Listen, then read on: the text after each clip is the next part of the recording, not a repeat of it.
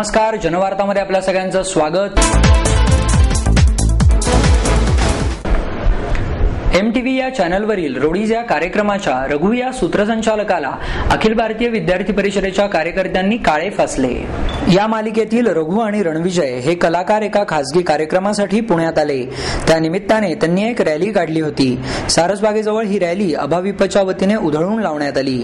Roadies या मालिकेत अतिशय अश्लील शिवीगाळ आणि दृश्ये दाखवण्यात येत आहेत. याचा परिणाम तरुणांवर होत असल्याचा आरोप करून अभाविपच्या वतीने रघु आणि रणविजय यांची गाडी अडवून त्यांना काळे फासले. याविषयी अभाविपच्या महानगर सहमंत्री सायली जोशी म्हणाल्या की सर्व घराघरात लहान मुलांसह हा कार्यक्रम पाहिला जातो. लहान मुलांच्या मानसिकतेचा विचार करता त्यांच्या भविष्यावर विपरीत परिणाम होण्याची शक्यता आहे. अशा प्रकारच्या अनैतिक कार्यक्रमांना विद्यार्थी परिषद विरोध करेल. तसेच भविष्यात कलाकारांनी दूरचित्रवाणीवरून बोलताना आणि कृती करताना काळजीपूर्वक वक्तव्य केले पाहिजे. अशा कार्यक्रमातून अश्लील शिवीगाळ करून महिलांचा होणारा अपमान आणि मुलामुलींना करायला लावणारी अश्लील दृश्ये विद्यार्थी परिषदेला अमान्य असून अशा मालिकांवरच बंदी घालण्यात यावी, असे स्वरदा केळकर म्हणाल्या. यावेळी विद्यार्थी परिषदेचे विशाल मोहिते, अतुल देशमुख, कल्याणी रहाडकर, श्रद्धा मराठे, सुशांत कुदळे आदी उपस्थित होते. बाजीराव रस्त्यावरील पुरुषांच्या कपड्यांच्या शोरूमचे उद्घाटन करण्यासाठी या परीक्षकांना निमंत्रित करण्यात आले. सायंकाळी 6 वाजता अभाविपच्या 10-15 कार्यकर्त्यांनी रोडीज कार्यक्रम बंद करा अशा घोषणा देत रघु आणि रणविजय यांना काळे फासले आणि त्यांच्यावर टॅमॅटोही फेकले. यावेळी MTVवर बंदी घाला आणि रघु रणविजय यांना शहराबाहेर हाकलून द्या आदी घोषणा देण्यात आल्या. रॅली पुढे जाऊ नये म्हणून कार्यकर्त्यांनी जीपवरच ठिय्या मांडला होता. यानंतर ही रॅली रद्द करण्यात आली. या आंदोलनामुळे काही काळ अभिनव कॉलेज चौकातील वातावरणात तणाव निर्माण झाला होता. आंदोलकांना आवरण्यासाठी मोठा पोलीस बंदोबस्त बोलवण्यात आला होता. काल एका खासगी शोरूमच्या उद्घाटनासाठी MTVच्या रोडीज या मालिकेतील रघु आणि रणविजय हे आले होते. ते आले असताना विद्यार्थी परिषदेच्या सर्व कार्यकर्त्यांनी त्यांच्या अंगावर शाई आणि सडके टोमॅटो फेकून त्या मालिकेचा विरोध असल्याचं दर्शवलं आहे. तर MTVवरच्या बऱ्याच मालिका या चुकीचा संदेश देत असल्याने त्या ताबडतोब बंद करण्यात याव्यात. तसेच त्याच्यावरील अश्लील दाखवली जात असणारी दृश्ये आणि अनेक शिवीगाळ ह्याच्यात सुधारणा व्हावी अशी विद्यार्थी परिषदेची मागणी आहे. या सर्व मागणीसाठी विद्यार्थी परिषदेच्या कार्यकर्त्यांनी काल एका खासगी शोरूमचे उद्घाटनासाठी रघु आणि रणविजय तिथे येत असताना त्या रॅलीमध्येच त्यांना अडवून धरून त्याचं बंद पाडलं आहे. त्यांना त्या शोरूममध्ये एंट्री करू दिलेली नाहीये. अशा रीतीने जर या मालिका परत पुढे अशाच चालू राहिल्या तर विद्यार्थी परिषद मोठ्या प्रमाणावर आंदोलनाचा इशारा देत आहे. मी सायली जोशी, पुणे महानगर सहमंत्री, हा इशारा देते की चुकीचा संदेश पोहोचवणाऱ्या मालिका अशा चॅनल्सनी ताबडतोब बंद कराव्यात. श्रीमंत दगडूशेठ हलवाई गणपती ट्रस्टच्या वतीने वासंती कुटी महोत्सवाचे आयोजन करण्यात आले. महोत्सवाच्या निमित्ताने मोगरा, गुलाब, जाई, जुई, चमेली, केवडा आदी फुलांपासून तयार करण्यात आलेल्या झुंबराने, माळांनी आणि गालिचाने श्रींचे मंदिर सजवून आरास करण्यात आली. हजारो भाविकांनी सुगंधी फुलांच्या सुवासात श्रींचे दर्शन घेतले. श्रीमंत दगडूशेठ हलवाई गणपती ट्रस्टचे अध्यक्ष अशोक गोडसे यांनी यावेळी सांगितले की या महिन्यात दरवर्षी चतुर्थीच्या दुसऱ्या दिवशी वासंतिक महोत्सवाचे आयोजन करण्यात येते.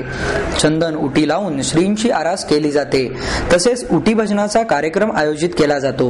गेल्या 5 वर्षांपासून दरवर्षी वासंतिक उटी निमित्त मोगऱ्याच्या फुलांनी श्रींचा सभामंडप सजवला जातो. सरपाले फ्लॉवर्स मर्चंटचे मालक सुभाष सरपाले आणि त्यांच्या सहकाऱ्यांनी ही देखणी सजावट केली आहे. सुभाष सरपाले यांनी सांगितले की 2200 किलो मोगरा, 5000 नग चाफा, 4000 जास्वंद, 500 गड्डी गुलाब तसेच जाई, जुई, कमळ आदी फुलांचा वापर करून श्रींचे दालन सजवण्यात आले. मोगऱ्यापासून झुंबर, गालिचा आणि पडदे तयार करण्यात आले असेही त्यांनी यावेळी सांगितले. श्रीराम पथकाच्या वतीने आयोजित भारतीय इतिहासावरील जाहीर व्याख्यानमालेचे उद्घाटन करण्यात आले। यावेळी ज्येष्ठ इतिहासतज्ञ पांडुरंग बलकवडे, भारतीय इतिहासाचे गाडे अभ्यासक डॉक्टर शरद हेबाळकर, पथक प्रमुख शिरीष चांदोरकर, महेश शेठ आदी मान्यवर उपस्थित होते। तसेच पथकातील वादक आणि नागरिकही मोठ्या संख्येने उपस्थित होते। हा कार्यक्रम लोकमान्य सभागृह केसरीवाडा येथे आयोजित करण्यात आला। पांडुरंग बलकवडे आणि शरद हेबाळकर यांच्या हस्ते दीप प्रज्वलन करून व्याख्यानमालेचे उद्घाटन करण्यात आले। यावेळी बोलताना पांडुरंग बलकवडे म्हणाले की आपल्याला इतिहास अजूनही अज्ञात आहे, यात वावगे नाही। देशात जेव्हा कर्मकांडाची अहिंसेची अतिशयोक्ती झाली, सुरक्षेला ग्रहण लागले, तेव्हा आर्य चाणक्याने संघर्षाची गरज सांगितली। ती 1947 पर्यंत सुरू होती। ब्रिटिशांनी आपला संघर्षाचा इतिहास झाकण्याचा प्रयत्न केला, तेव्हाही आपल्याला आपल्या कर्तव्याचा विसर पडला होता। त्यामुळे आता इतिहासाकडे डोळसपणे पाहण्याची आणि त्यातून उद्याच्या संघर्षाची तयारी करण्याची तरुणांना गरज आहे, असेही त्यांनी सांगितले। भारताचा संघर्षपूर्ण इतिहास या विषयावरील व्याख्यानाने अखिल भारतीय इतिहास संकलन समितीचे राष्ट्रीय सचिव डॉक्टर शरद हेबाळकर यांच्या जाहीर व्याख्यानमालेला सुरुवात झाली। यावेळी बोलताना हेबाळकर म्हणाले, ब्रिटिशांनी भारताच्या इतिहासाची रचना केली। भारताचा इतिहास हा प्राचीन आहे। भारताचा इतिहास हा एक सलग होता, पण ब्रिटिशांनी त्याचे खंड पाडले। भारत पराभूत झाला आहे, अशा प्रकारची त्यांनी इतिहासाची रचना केली। त्यामुळे आता प्रत्यक्ष इतिहास काय आहे याचा अभ्यास करण्याची गरज आहे। भारताची सार्वभौम राष्ट्र म्हणून ओळख असेल तर त्याला 2600 वर्षांचा इतिहास कारणीभूत आहे। ऐतिहासिक पुराव्याची साधने ब्रिटिश आणि मुस्लिमांनी नष्ट केली, त्यामुळे आता तुटपुंजी साधने उपलब्ध आहेत। भारतावरील आक्रमणांबाबत बोलताना ते म्हणाले, भारताने पराभव स्वीकारले नाहीत तर ते पचवले आहेत। 2600 वर्षांच्या संघर्षामुळे भारत स्वतंत्र झाला आहे। निरंतर संघर्ष हीच देशाची ओळख आहे। इतिहासात कोणतीही काळ्या दगडावरची रेघ नसते। 1947च्या सीमा ही रेघ नाही, त्यात बदल होऊ शकतो, असेही त्यांनी यावेळी सांगितले। कार्यक्रमाचे सूत्रसंचालन नचिकेत फडके यांनी केले, तर महेश शेठ यांनी प्रास्ताविक केले। 24 एप्रिलला या व्याख्यानमालेचा समारोप होणार असून डॉक्टर हेबाळकर यांचे भारतीय संस्कृतीचा विश्वसंचार या विषयावरील व्याख्यान होणार असून टिमवीचे कुलगुरू डॉक्टर दीपक टिळक प्रमुख पाहुणे म्हणून उपस्थित राहणार आहेत। हा कार्यक्रम लोकमान्य सभागृह केसरीवाडा येथे सायंकाळी 6:30 ते 8:30 या वेळेत होणार आहे। महाराष्ट्र नवनिर्माण सेना कोथरूड विभागाच्या वतीने महाराष्ट्र सांस्कृतिक महोत्सवाचे आयोजन करण्यात आले आहे। या महोत्सवाचे आयोजन रविवार दिनांक 24 एप्रिल ते 1 मे पर्यंत करण्यात आले आहे। यामध्ये 42 स्टॉल हे खाद्य महोत्सवासाठी असून त्यामध्ये शाकाहारी, मांसाहारी, कोकणी, कोल्हापुरी, पुणेरी अशा विविध प्रकारचे व्यंजन ठेवण्यात आले आहे। पुणे शहरातील सुप्रसिद्ध सरपोतदार केटरर्स यांच्या सहकार्याने हा खाद्य महोत्सव आयोजित केला आहे, अशी माहिती मनसेचे नगरसेवक ॲडव्होकेट किशोर शिंदे यांनी पत्रकार परिषदेत दिली। तसेच 8 दिवस उत्तम प्रतीचे सांस्कृतिक कार्यक्रमांचे आयोजन या ठिकाणी होत आहे। आजच्या धकाधकीच्या जीवनात लहान मुलांना साधी बैलगाडी पाहायलाही मिळत नाही। खास बालगोपाळांसाठी बैलगाडी, उंट, घोडा, मिकी माऊस असे मनोरंजनाचे विविध कार्यक्रम आयोजित केले आहेत। या वर्षीचे हे महोत्सवाचे दुसरे वर्ष असून त्यासाठी उद्घाटन प्रसंगी रविवार दिनांक 24 एप्रिलला सायंकाळी 6:30 वाजता माननीय सौ शर्मिलाताई राज ठाकरे यांच्या हस्ते होणार आहे। प्रमुख पाहुणे म्हणून माननीय राजनदादा शिरोडकर, आमदार रमेश वांजळे, मनसे सरचिटणीस अनिल शिदोरे, महिला सेना उपाध्यक्षा रीटाताई गुप्ता, मनसे शहराध्यक्ष प्रकाश ढोरे, मनविसेचे शहराध्यक्ष प्रशांत कनोजिया यांच्या उपस्थितीत होणार आहे। या कार्यक्रमाचे आयोजन मनसेचे नगरसेवक ॲडव्होकेट किशोर शिंदे यांनी केले आहे। कार्यक्रमाचे निमंत्रक गणेश शिंदे, सुधीर धावडे, अविनाश पालवे, साधू धुमाळ, अमोल शिंदे, संजय काळे, रवी वाल्हेकर, सचिन ननावरे, आशिष तुरे हे आहेत। या उपक्रमाबाबत अधिक माहिती देताना किशोर शिंदे म्हणाले, आज या ठिकाणी पत्रकार परिषद घेण्याचा विषय एवढा की कोथरूडमध्ये एक आनंद मेळावा, जसा सिंहगडला आनंद मेळावा आहे त्याच प्रकारे कोथरूडमध्ये एक आनंद मेळावा आम्ही साजरा करत आहोत। महाराष्ट्र नवनिर्माण सेना कोथरूड विभागाच्या माध्यमातून महाराष्ट्र सांस्कृतिक महोत्सव वर्ष दुसरे या ठिकाणी आम्ही खाद्य महोत्सव, सरपोतदार केटर्स यांच्या माध्यमातून बालजत्रा आणि संगीत महोत्सव असे तिन्ही कार्यक्रम एकाच ठिकाणी आम्ही आयोजित केलेले आहेत। लहान मुलं तर ज्येष्ठ नागरिक एकाच ठिकाणी सर्वांना आनंद मिळेल। लहान मुलांसाठी उंट असेल, घोड्या असतील, बैलगाड्या असतील, जम्पिंग जॅक असेल किंवा कार्टून काढण्यासाठी असेल किंवा मिकी माऊस असेल, असे विविध प्रकार त्या ठिकाणी लहान मुलांना आकर्षित करण्यासाठी आम्ही त्या ठिकाणी ठेवलेले आहेत। ज्येष्ठांसाठी म्हटलं तर एक 8 दिवसामध्ये विविध प्रकारची म्हणजे निसर्ग राजा असेल, संगीत का सफर असेल, ढोलकीचा गणगणाट असेल, गरजा हा महाराष्ट्र, रंग भाव भक्तीचे परंपरा महाराष्ट्राची, संगीत लहरे महाराष्ट्राची लोकधारा, असे विविध कार्यक्रम त्या ठिकाणी आम्ही आयोजित केलेले आहेत. त्या ठिकाणी साधारणतः 42 स्टॉल्स आहेत. महाराष्ट्रातील विविध प्रांतातील कोकणी असेल, कोल्हापूर असेल, सोलापूर असेल किंवा पुणेरी असेल, असे वेगवेगळ्या भागातील वेगवेगळे जेवण म्हणजे वेगवेगळ्या प्रकारचा जो स्वाद आहे तो एकाच ठिकाणी मिळण्याचा प्रयत्न त्या ठिकाणी आम्ही केलेला आहे. तळलेले आईस्क्रीम असेल किंवा चॉकलेटचा एक नवीन फ्लेवर त्या ठिकाणी इंट्रोड्यूस सरपोतदार साहेब करत आहेत.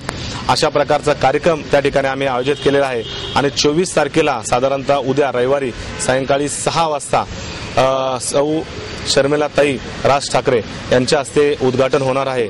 तर मी आपल्या चॅनलच्या माध्यमातून सर्व पुणेकरांना विनंती करतो की त्यांनी 24 तारीख ते 1 मे या दरम्यान संध्याकाळी 5 ते 10 पर्यंत जो कार्यक्रम आयोजित केलेला आहे, संगीत, खाद्य आणि बालजत्रा, यामध्ये सर्वांनी सहकुटुंबिक सहभाग घेऊन आमच्या कार्यक्रमाची शोभा वाढवावी. धन्यवाद. महाराष्ट्रातील चित्रकार आणि शिल्पकार संमेलनासाठी राज्य शासनाने तरतूद करावी अशी सूचना केंद्रीय कृषी मंत्री शरद पवार यांनी उपमुख्यमंत्री अजित पवार यांना केली. सह्याद्री ललित कथा प्रतिष्ठानने भरवलेल्या सुवर्ण महोत्सवी महाराष्ट्रातील चित्रशिल्पकला प्रदर्शनाचे उद्घाटन शरद पवार यांच्या हस्ते करण्यात आले.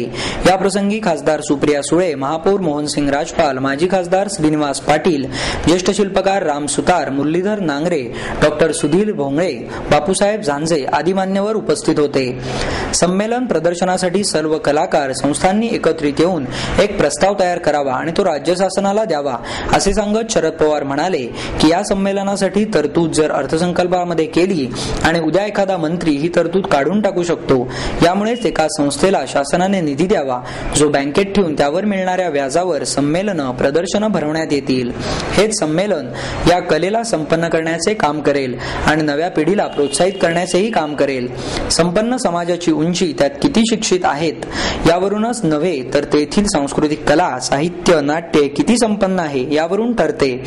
हेच ओळखत देशातील चित्रकला शिल्पकलेला संपन्न करण्याचे काम या मातीतील कलाकारांनी केले आहे. म्हणूनच महाराष्ट्र ही कर्तृत्व संपन्न कलावंतांची खाण झाली आहे असेही त्यांनी यावेळी सांगितले. शिल्पकारांचे संमेलन भरवण्यासाठी राज्य शासन हवी ती मदत करण्यास तयार आहे असे सांगत अजित पवार म्हणाले की महाराष्ट्राच्या जडणघडणीत कलाकारांचा मोठा वाटा आहे. यामुळे चांगल्या कलाकृतींच्या निर्मितीसाठी प्रयत्न होणे आवश्यक आहे. यासाठी शहरातील उद्यानांमध्ये चित्रकार शिल्पकारांना जागा उपलब्ध करून देण्याचा प्रयत्न नगरसेवकांनी महापालिकेने करायला हवा. राजकीय इच्छाशक्ती असेल तरच ही कामे होऊ शकतील असेही त्यांनी यावेळी बोलताना सांगितले. यावेळी Shivaji Tupe, Vaman Karanjkar, MG Majgaonkar, BR Khedkar, DS Khatavkar, Dinkar Thopte, Muralidhar Nangare या ज्येष्ठ शिल्पकार आणि चित्रकारांचा सत्कारही करण्यात आला. अंजली महागावकर यांनी सूत्रसंचालन केले तर नांगरे यांनी आभार मानले. वसंत व्याख्यानमालेत निवडणूक सुधारणा आणि लोकशाही सबलीकरण या व्याख्यानाचे आयोजन करण्यात आले. प्रत्येक 2 आठवड्यांनंतर एका नव्या राजकीय पक्षाची निर्मिती भारतात होत असते. देशात 1000च्या वर राजकीय पक्ष आहेत तर 50% मतदान मिळाल्याशिवाय विजयी उमेदवार जाहीर करू नयेत असे मत आर्थिक सल्लागार अशोक रानडे यांनी व्यक्त केले. वक्तृत्वोत्तेजक सभेच्या वतीने आयोजित वसंत व्याख्यानमालेत निवडणूक सुधारणा आणि लोकशाही सबलीकरण या विषयावर ते बोलत होते. यावेळी ज्येष्ठ अर्थतज्ञ विजय केळकर उपस्थित होते. यावेळी बोलताना रानडे म्हणाले, मी निवडणूक दक्षता मोहीम या अंतर्गत काम करतो. या मोहिमेत अंदाजे 1000च्या वर स्वयंसेवी संस्था सहभागी झाल्या आहेत. संस्था निवडणुकीत सहभागी असलेल्या उमेदवारांची पारदर्शक माहिती जनतेसमोर ठेवण्याचा प्रयत्न करते. जैतापूर आंदोलनात बळी पडलेल्या नागरिकांना महाराष्ट्र राज्य सर्व श्रमिक महासंघाच्या वतीने श्रद्धांजली अर्पण करण्यात आली. मंडईतील टिळक पुतळ्यासमोर मेणबत्त्या पेटवून जैतापूरमध्ये मरण पावलेल्या नागरिकांना श्रद्धांजली अर्पण करण्यात आली. 19 एप्रिल पासून जैतापूर रत्नागिरी परिसरात महाराष्ट्र पोलिसांच्या अत्याचाराचे थैमान सुरू आहे. त्यात तरबेज हा तरुण ठार झाला आणि इतर 6 जण जखमी झाले होते. त्याचा त्यावेळी निषेध करण्यात आला. पोलिसांच्या भीतीपोटी तरबेज, त्यापूर्वी हृदयविकाराने पांडुरंग बर्गे आणि इब्राहिम काझी यांचा मृत्यू झाला. त्यांनाही यावेळी श्रद्धांजली अर्पण करण्यात आली. यावेळी मेधा थत्ते, भालचंद्र केरकर, पालेकर, कॉम्रेड प्रकाश जाधव, PN पालेकर, राजाभाऊ घोडके, विश्वास पलुसकर आदी उपस्थित होते. जैतापूर अणुऊर्जा प्रकल्प रद्द करा अशा प्रकारच्या घोषणाही यावेळी देण्यात आल्या.